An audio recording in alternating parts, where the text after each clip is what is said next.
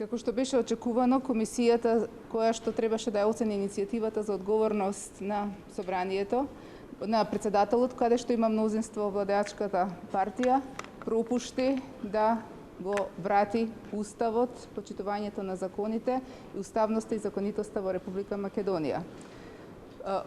Работата на оваа комисија е класичен пример како всушност едно незаконито работење води кон друго незаконито работење. Онака како што господинот Иванов сакаше со своите аболиции да ги спаси криминалците од власта на ВМРО-ДПМНЕ, на ист начин денеска претениците од ВМРО-ДПМНЕ сакаат да го спасат него од одговорноста за која што има на вистина аргументи дека тој го прекрши Уставот и Законот за помилување.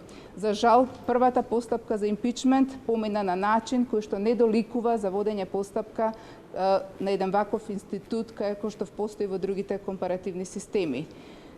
Председателот на комисијата, заедно со колегите од мнозинството, не сакаа да спроведат вистинска дебата, темелна дебата и вистинско разгледување на фактите кои што ние ги презентиравме.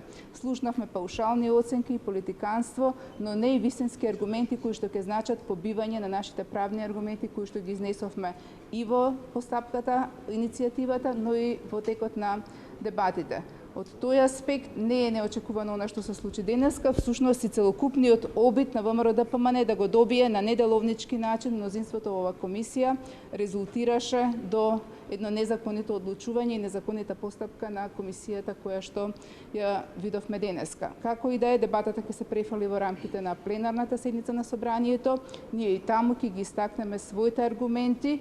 Ако ништо друго, ако не можеме да допреме до совеста на нашите колеги од ВМРО-ДПМНЕ, ќе допреме до македонската јавност со нашата заложба за враќање на уставноста и законитоста во Република Македонија.